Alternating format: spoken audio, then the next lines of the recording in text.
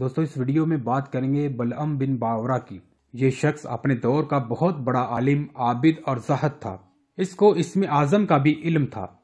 یہ اپنی جگہ بیٹھا ہوا اپنی روحانیت سے عرش اعظم کو دیکھ لیا کرتا تھا اور بہت ہی مستجاب الدعوا تھا کہ اس کی دعائیں بہت زیادہ مقبول ہوا کرتی تھی۔ اس کے شاگردوں کی تعداد بھی بہت زیادہ تھی۔ مشہور یہ ہے کہ اس کی درسگاہ میں طالب علموں کی دعوتیں 12,000 تھیں۔ لیکن بلعم بن باورا اتنا بڑا عابد، عالم اور زاہد ہونے کے باوجود ذلیل کیوں ہوا؟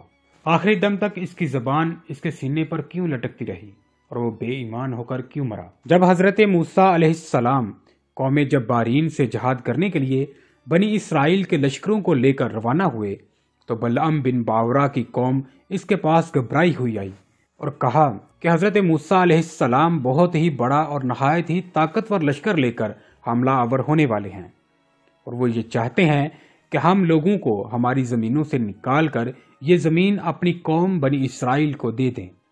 اس لیے آپ حضرت موسیٰ علیہ السلام کے لیے ایسی بد دعا کر دیجئے کہ وہ شکست کھا کر واپس چلے جائیں۔ آپ چونکہ مستجاب الدعوات ہیں، اس لیے آپ کی دعا ضرور مقبول ہو جائے گی۔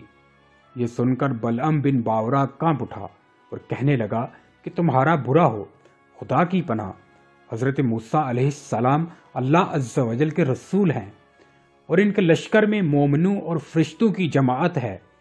ان پر بلا میں کیسے اور کس طرح بد دعا کر سکتا ہوں؟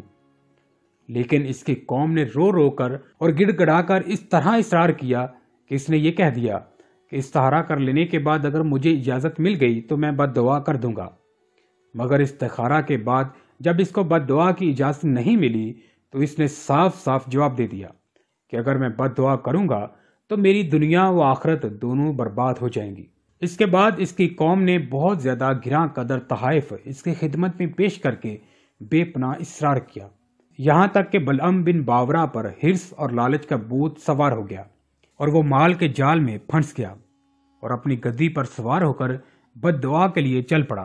راستہ میں بار بار اس کی گدی ٹھہر جاتی اور منہ موڑ کر بھاگ جانا چاہتی تھی، مگر یہ اس کو مار مار کر آگے بڑھاتا رہا، یہاں تک کہ گدی کو اللہ تعالیٰ نے بولنے کی طاقت عطا فرمائی اور اس نے کہا کہ افسوس کہ اے بلعم باورا، کہاں اور کدھر جا رہا ہے؟ دیکھ میرے آگے فرشتے ہیں جو میرا راستہ روکتے اور میرا منہ موڑ کر مجھے پیچھے دھکیل رہے ہیں۔ اے بلعم، تیرا برا ہو، کیا تو اللہ کے نبی اور مومنین کی جماعت پر بد دعا کرے گا؟ گدی کی تقریر سن کر بھی بلعم بن باورا واپس نہیں ہوا، یہاں تک کہ حسبان نامی پہاڑ پر چڑھ گیا اور بلندی سے حضرت موسیٰ علیہ السلام کے لشکر کو بغور دیکھا اور مال و دولت کے لالچ میں اس نے بد دعا شروع کر دی۔ لیکن خدا عز و جل کی شان کہ وہ حضرت موسیٰ علیہ السلام کے لیے بد دعا کرتا تھا، مگر اس کی زبان پر اس کی قوم کے لیے بد دعا جاری ہو جاتی تھی۔ یہ دیکھ کر کئی مرتبہ اس کی قوم نے ٹوکا کہ اے بلعم، تم تو الٹی بد دعا کر رہے ہو۔ تو اس نے کہا، اے میری قوم، میں کیا کروں؟ میں بولتا کچھ اور ہوں اور میری زبان سے کچھ اور ہی نکلتا ہے۔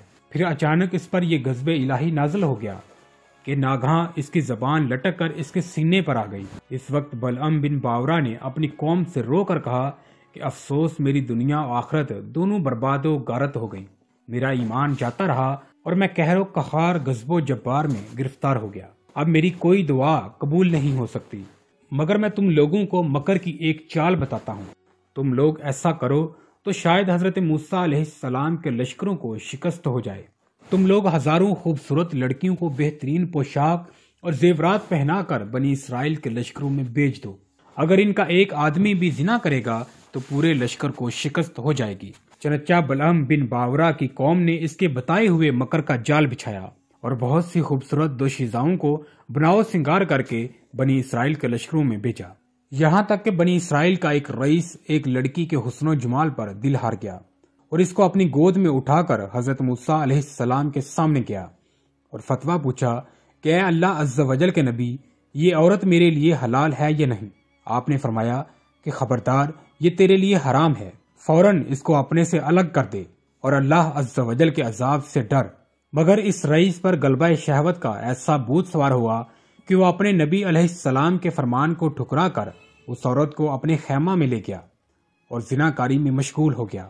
اس گناہ کی نحوست کا یہ اثر ہوا کہ بنی اسرائیل کے لشکر میں اچانک طاعون کی وبا پھیل گئی اور گھنٹے بھر میں 70,000 آدمی مر گئے اور سارا لشکر تتر بتر ہو کر ناکام و نامراد واپس چلا آیا، جس کا حضرت موسیٰ علیہ السلام کے قلب مبارک پر بہت ہی صدمہ گزرا۔ بلعم بن باورا پہاڑ سے اتر گیا اور آخری دم تک اس کی زبان اس کے سینے پر لٹکی رہی اور وہ بے ایمان ہو کر مر گیا۔